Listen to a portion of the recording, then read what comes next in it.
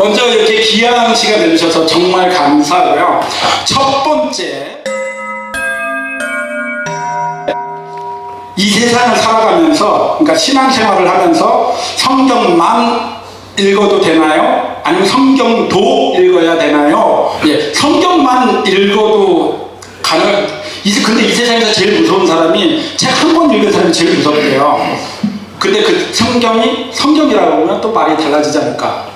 예, 학교 다니면서 이런 식으로 질문하면 학점만 나와요. 교수가 모르는 걸 갑자기 질문해버리면 교수 망신당하잖아요. 이걸 한 3, 4일 전이라도 나한테 기특을 해줘야 내가 복습을 하고 대답할 말을 준비해서 오는데 여기 오니까 주는 거예요. 그러니까.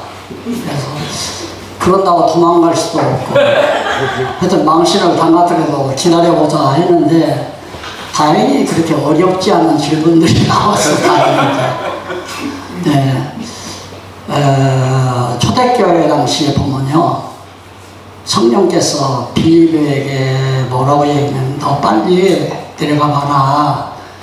지금 한 사람을 보다가 예루살렘에서 내려가다 보면 사람을 만날 거다. 그래서 빌립이 갔어요. 빌립은 집사죠. 가다 보니까 어떤 사람이 이제 요즘으로 말하면 이제 디어거죠. 예, 말이 끌고 가는 건 그런 표를 타고 마차를 타고 내려가는데 그 위에서 성경을 펴고 읽고 있는 거예요.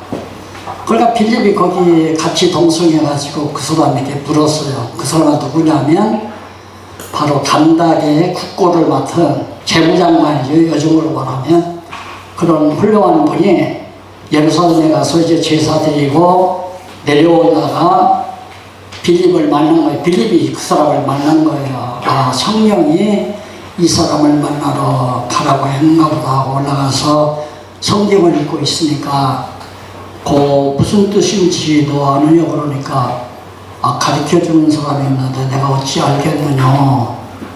그리고 이제 얘기를 하니까 빌립이 말을 해줬어요. 그때 이사야서를 국고성을 맡은 사람이 읽고 있었는데 그게 무슨 뜻이냐면 요즘에 예루살렘에서 지금 많은 일이 일어나지 않느냐. 바로 그 예수라는 사람이 십자가에 못 박혀 죽고 그랬는데 그 바로 이사야가 그 예수님을 예언한 것을 지금 읽고 있는 거다. 근데 그 예수가 그대로 이사야 예언대로 지금 오셔서 십자가에 못 박히고 죽으셨다가 3일 만에 부활해서 승천하지 않느냐. 그때야 그 사람이 또 깨닫구나. 바로 나 세례받겠다.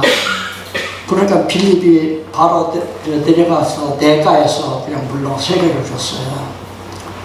성경은 물론 읽으면 깨닫는 사람도 있지만 가르쳐주는 사람을 통해서 깨닫게 되는 경우도 많죠. 그렇게 돼 있죠. 그래서 이제 성경을 읽고 바로 깨닫게 되면 하나님께서 지혜의 영을 역사하신 거고요. 지혜의 영으로. 그래서 성경을 깨닫게 그 다음 가르쳐주는 사람을 통해서 깨닫게 되면 지식의 영, 그게 지식의 은사죠. 그래서 은사 중에 지혜의 은사, 지식의 은사가 있잖아요. 그러니까 목사님이 성경을 가르쳐주면 그 뜻이었구나 라고 깨달으면 그 엄청난 은사예요. 그 지식의 은사죠. 그 지식의 은사를 먹고 깨달아도 하나님께서 이제 그 무기를 가지고 사람들을 가르칠 수 있는 은사로 역사해 가실 수 있단 말입니다. 그러니까 초대교회 상시에 보면 예수님도 제자들을 들고 다니시면서 꼭 구약을 근거해서 성경을 가르쳤어요. 그거의 주의무예요. 어디서 예수님이 제자들 데리고 예배 드렸단 말이 하나도 없거든요. 성경에 예배. 도리어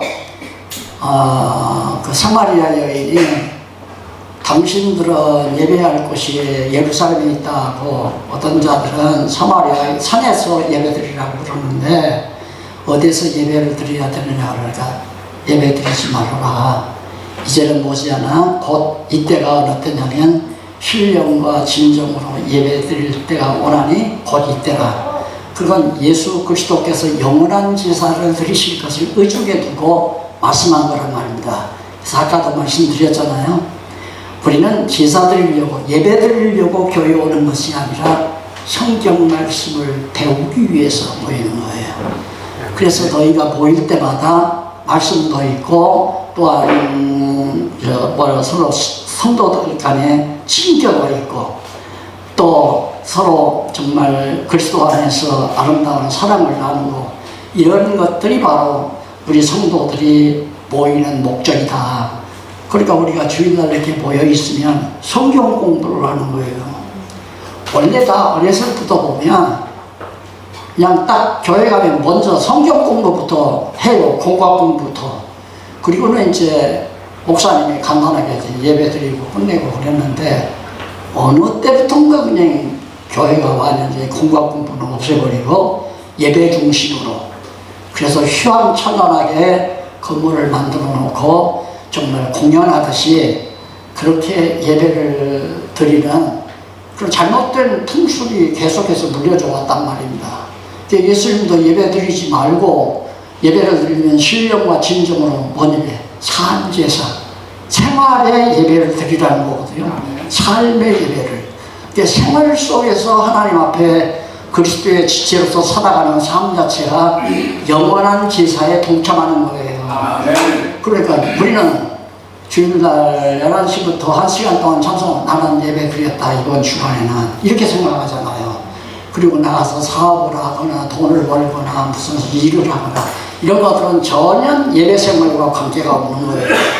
그래서 그건 세속적인 일이고 예배와 관계없는 일이고 그렇게 생각하는데 바울은 그 생활의 예배를 드리라는 거예요. 산제사라고 하는 것은 생활의 예배를 드려라. 그게 무슨 생활이냐면 머리 대신 그리스도의 지체로서의 생활. 내가 예수님의 지체가 됐잖아요. 성도가 됐다면. 지체가 됐으면 머리가 하라는 지령 따라서 손도 움직이고 발도 움직이고 모든 게 다 움직이고 활동한단 말입니다. 내 스스로가 활동하는 게 아니라 성령께서 역사하셔서 능력 주어가지고 일하게 한다는 거죠. 그래서 바울이 아데네 가서 설교할 때도 하나님은 이렇게 인간들에게 뭐가 부족해서 섬김받는 분이 아니다. 제사 드린다는 건 섬김받는 것 아니에요. 섬김을 받는 분이 아니라 도리어 하나님은 우리에게 생명과 호흡과 만물을 거저 공급해 주시는 분이다.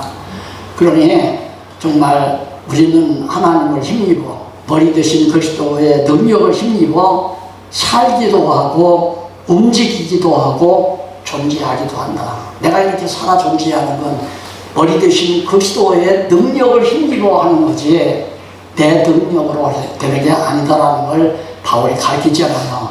그러니까 이건 주일날 와서 성경 공부하는 것도 예배고 다시 말해서 산제사고 그 다음 나가서 사업하거나 직장 다니는 것도 산제사고 가정에서 자녀들을 기르고 살림하는 것도 산제사고 어떻게 머리 대신 주님의 뜻을 따라 살림도 하고 머리 대신 그리스도의 머리의 뜻을 따라 사업도 하고 직장도 다니고 모든 생활이 주를 위해서 할 때 그게 산제사란 말입니다.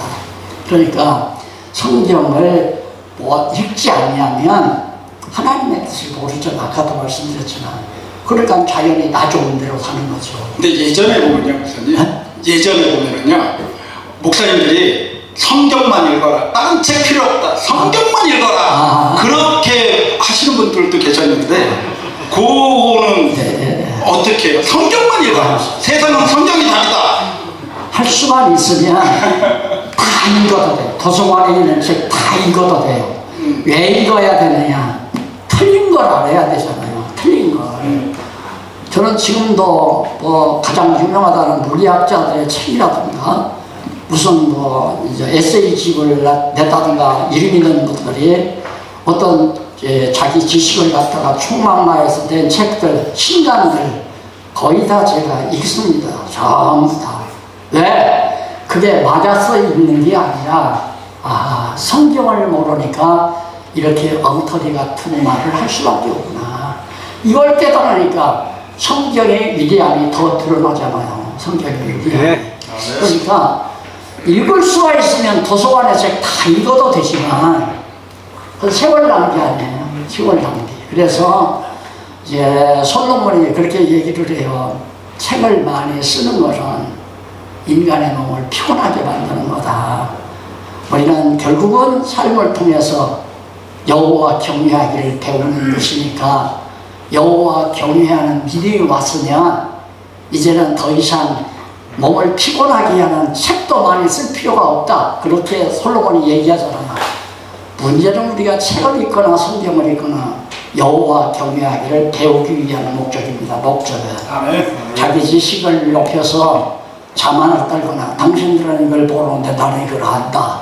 지식 자랑을 위해서 지식을 쌓는 건 세속적인 스승들의 그런 태도지만은 그리스도 안에서의 선생이라고 하는 목사들은 지식 자랑하기 위해서가 아니라 여호와 하나님 경외하는 것을 자랑하기 위해서 여호와 하나님 경외하기를 가르치기 위해서 바로 책도 읽고 성경을 읽어야 여호와를 아니까 비교가 돼야 더 잘 알잖아요.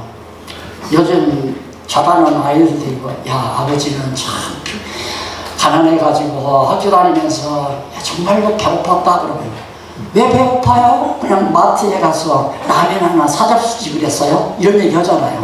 그 새끼들이 알기를 모르니까 어린 것들이 모르니까 문제예요. 그걸 알아야 내가 지금 라면 하나 먹는 것도 참 너무너무 감사하다. 이게 아니까. 그래서 아닌 것도 알아야 되고 옳은 것도 알아야 되고 그래서 다 할 수만 있으면 많이 공부해야죠. 많이. 알겠죠? 성경은 기본적으로 깔고 가고 여러분들이 인문학이든 책을 좀 많이 읽으시면 될 것 같고 전 지식 자랑하는 목사가 되지 않도록 항상 겸손하게 사역을 하겠습니다, 목사님. 네. 그리고 모든 책들은 다 문제의식을 우리에게 주어요. 철학서적이나 모든 세상 학문은 정답이 없잖아요. 정답은 없어요. 절대로. 문제의식을 우리에게 던져주거든요. 왜 살까? 무엇을 위해 살아야 되나? 인간은 어디서 왔나? 또 어떻게 죽으면 어떻게 되는가? 하나도 설명하는 책이 없어요. 답이 없어요. 그런데 그 답은 성경밖에 없다. 그러니까 도서관에, 세계 도서관에, 영국 국립도서관에 가득 채워 있는 책을 다 깨닫고 안다 할지라도 성경을 모르면 아무것도 대답이 없어요. 그런데 성경은 반드시 읽어야 돼요. 필독이고 나머지 서적들은 필독은 아니에요. 읽을 수 있는 데까지. 이제 더 많은 아닌 문제를 알면 더 많은 감동이 오고 감격이 오고 성경을 알았다고 하는 기쁨이 넘치고 그게 가장 가치 있는 거니까. 네, 감사합니다. 첫 번째 질문은 성경은 반드시 읽어야 되고 나머지 책은 읽을 수 있으면 최대한 많이 읽어라. 알겠죠? 두 번째 질문 들어가겠습니다.